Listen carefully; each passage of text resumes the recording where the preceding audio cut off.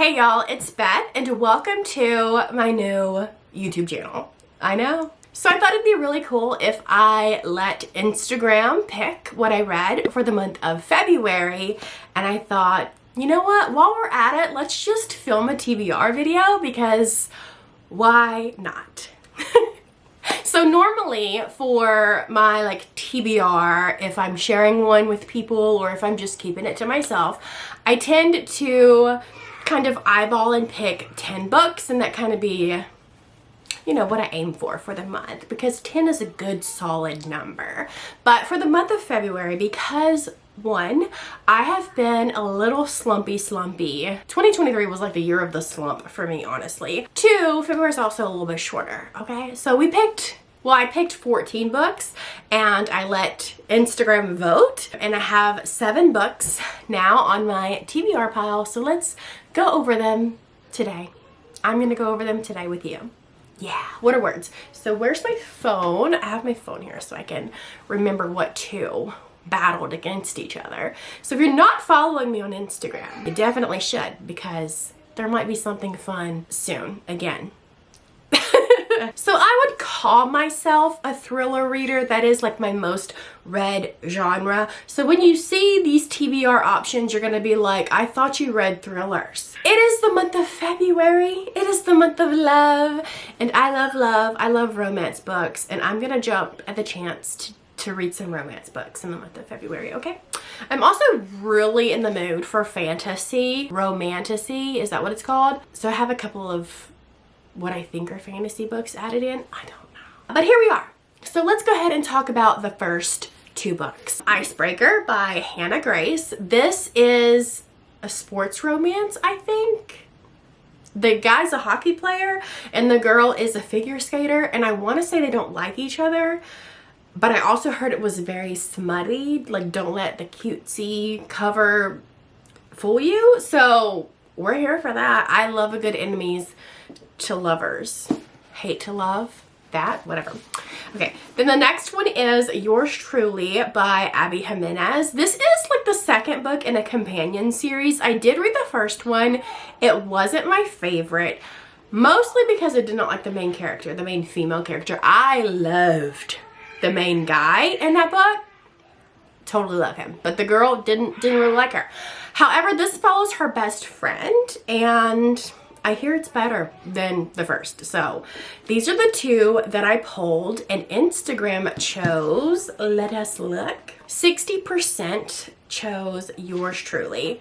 So this is what we're gonna be reading in February. Okay, so the next 2 are also romances. The first one being Reckless by Elsie Silver. This is the 4th in the Chestnut Spring series. I believe it's the 4th. I have the 5th one coming. I adore this series. I will say the first one I enjoyed. I was hooked because, honey, when I tell you I am a sucker for a cowboy. Okay, I am a sucker for a cowboy. So I really enjoyed number 1. Is this number 2? I think this is, no, this is not number 2. Daddy Cade is number 2. And let me tell you, that was probably my second favorite romance book that I read last year. It's so good, okay? Number 3 was okay. Powerless, it's with the hockey player. It was okay. This is number 4. Now, when I was reading Powerless, we got a sneak peek of like their little entanglement or whatever, or their, whatever. We got a little sneak peek into their situation. I also am a sucker for accidental pregnancy, or like pregnancy in general. I have high baby fever right now, so ding, the cute little baby. Like you. Then the next one that I pulled with that is Blindside. I think this is also a sports romance. Clay Johnson is the hottest safety in the nation. The hottest safety. What's a safety? Is a safety a sports thing? This is fake dating.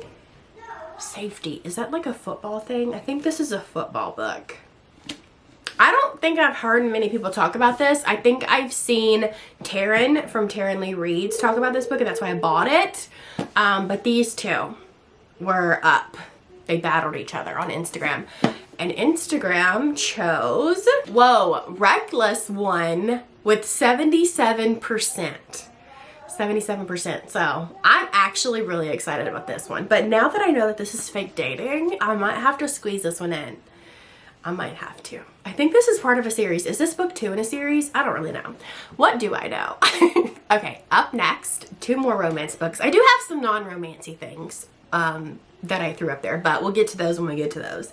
So up next, 2 more romance books. These are thicker than a Snicker. So the first one is Things We Never Got Over by Lucy Score. I've owned this book for quite some time, to the point where it's not even like the cute spine. You know, now it's redone and it has flowers and stuff on the spine. But this is Things We Never Got Over. This is a trilogy, correct?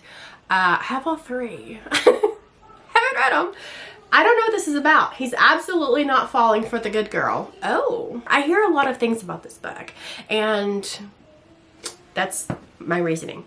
Then the next one is Binding 13. You guys, I'm a Swiftie. Are you a Swiftie? I am a Swiftie. And her relationship with Travis Kelce put me hardcore in the mood for some sports romances. And that's why I asked on my Instagram actually a couple of months ago for some sports romance recommendations. And this was one of them that got like a lot of chitter chatter in my little question box. So I bought it. She is heavy. Is this a series too? On the rugby pitch, he's a force to be reckoned with. So this is about rugby. I don't even know what rugby is. Is rugby in America? Am I American? I don't know. I know I'm a Texan. We're all about football over here. And some, you know, Houston Astros. But here we are. I don't know what this is about. It is heavy, but I hear good things. So these were the 2 that were up for battle. This was pretty close, but Things We Never Got Over won with 60%. I'm really excited about this. I'm also kind of glad I only did 7 books instead of 10, because what if I love this and I can't wait to continue, and so I just continue? Or what if I get the urge to read both of these? Holy, this one is just so much heavier. It's like a weapon. Okay, the next 2 I chose were out of the fantasy category. I think both of these are fantasy. I could be wrong. I'm wrong sometimes. So the first one is Assistant to the Villain by Hannah Nicole Maehrer. Not really sure. Assistant 1, a notorious high-ranking villain, seeks loyal, level-headed assistance for unspecified office duties, supporting staff for random mayhem and terror, and other dark things in general. Discretion is a must. Excellent benefits. I don't know. This seems really cool. Like when I hear people talk about it on TikTok, they're raving about it. I do know there's a lot of anger towards how high the cliff is at the end, because apparently there's a big cliffhanger. I didn't say that. But I think that the sequel's coming out soon. I don't know. So this was the first one that I chose, Assistant to the Villain. Then the second one is this, which I've been seeing everywhere because the second book just came out. I think this is a duology. So I think the second book is the final. I could be, look, Shatter Me was just supposed to be a trilogy, and look at it now. ACOTAR was just supposed to be a trilogy, and look at it now. City of Bones, that situation was just supposed to be a trilogy in its entire universe. You know what I mean? So this could expand even further. Who really knows? Not me. I think this is about a typewriter. So when 2 young rival journalists find love through a magical connection, which I think is a typewriter, they must face the depths of hell in a war between gods and seal their fate forever. I promise I can read.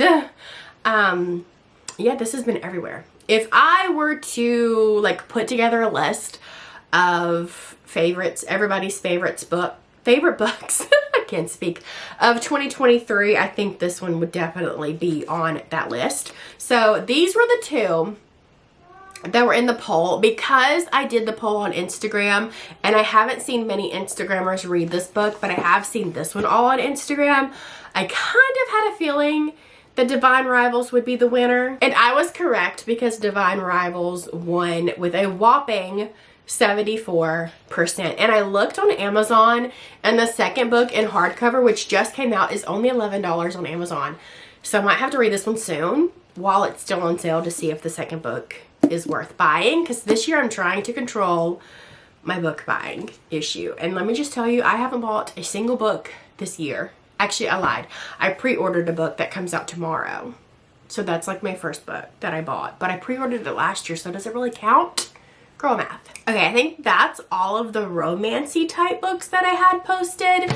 The next two I don't think are romance books. They're just books that I've been seeing other people read and love, and I've been wanting to read them, so I added them to the list. One of them actually has a movie adaptation. Maybe both, but for sure one of them.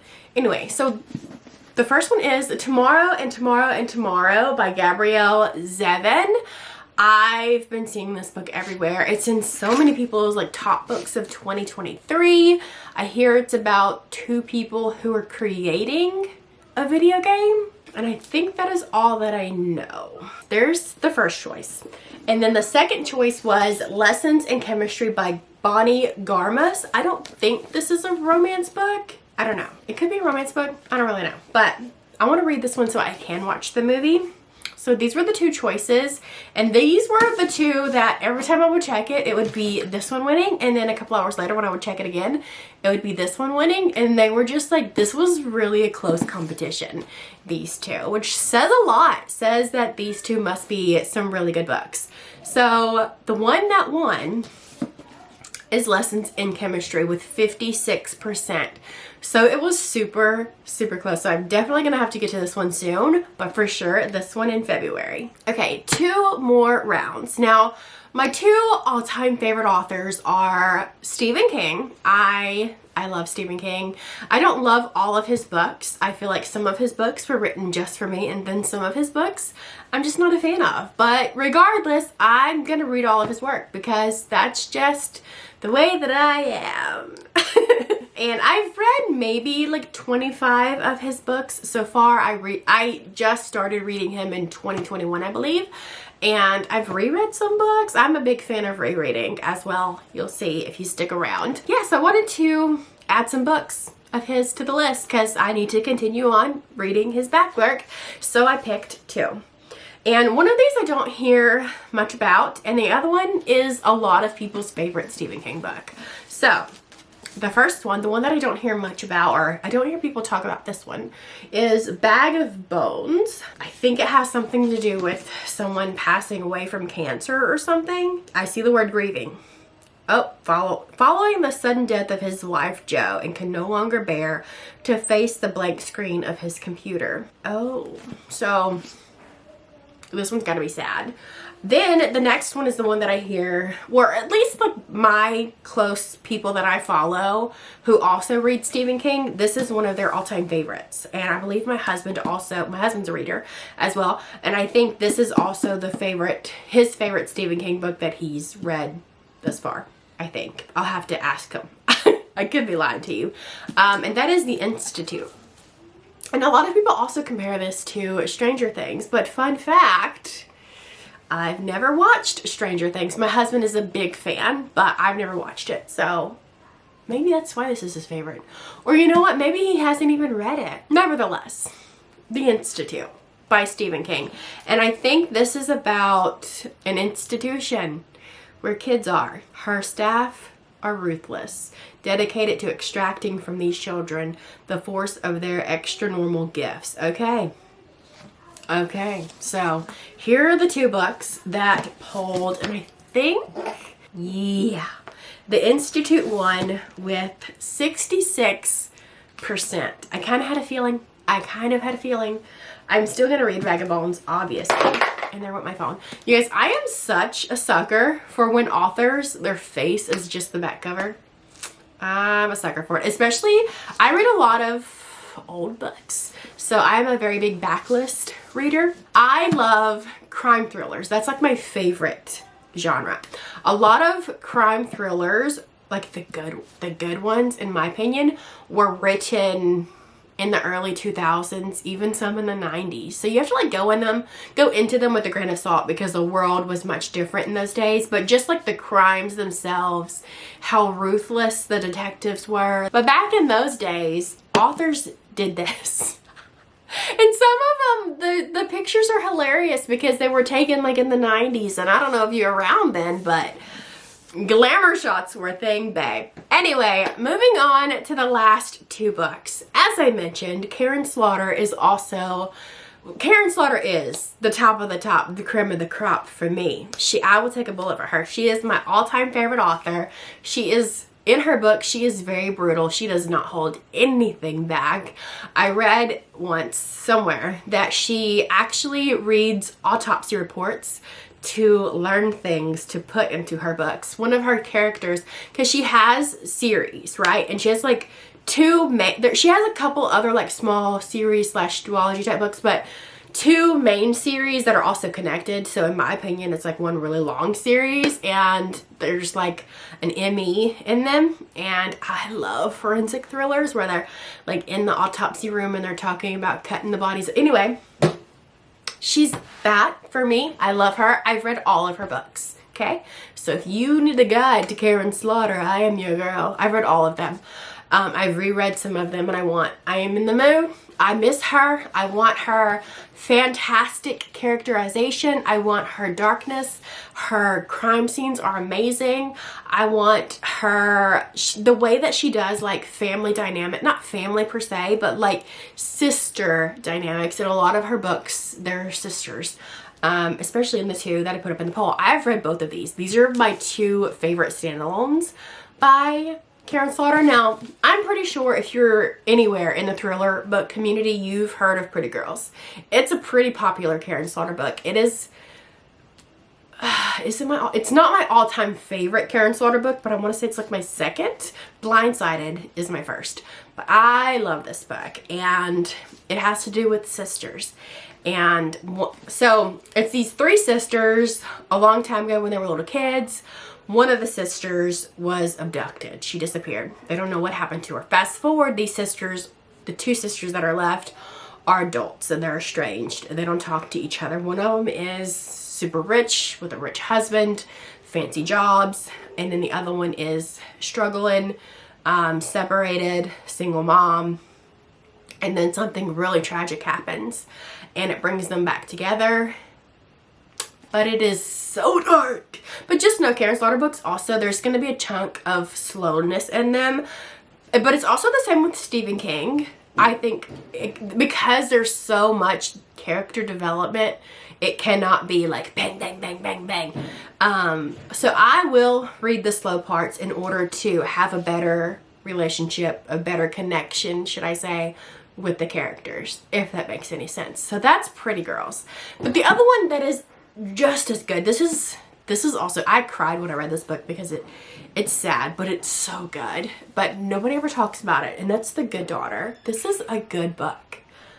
If you loved Pretty Girls, you've got to read this one. It is so good. Another sister relationship in this one as well. Fantastic characterization.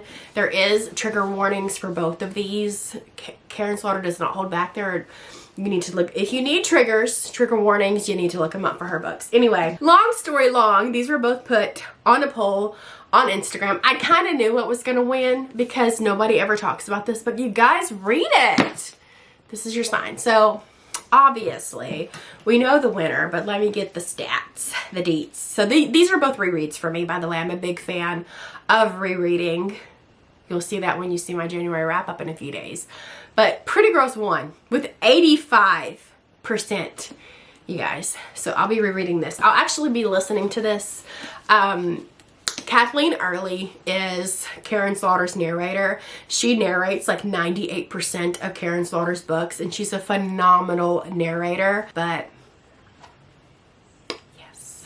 So here are all the books that I will hopefully be getting to in the month of February. I'm really excited because I love. And there are some non-lovey books on here, especially the Stephen King and the Karen Slaughter, but those are my 2 favorite authors and I love them. So it kind of works. Anyway, I hope you guys enjoyed the TBR video. I will see you soon with my January wrap up. If you haven't already, please subscribe, comment, hit the like button, and yeah, I will catch you next time. Bye.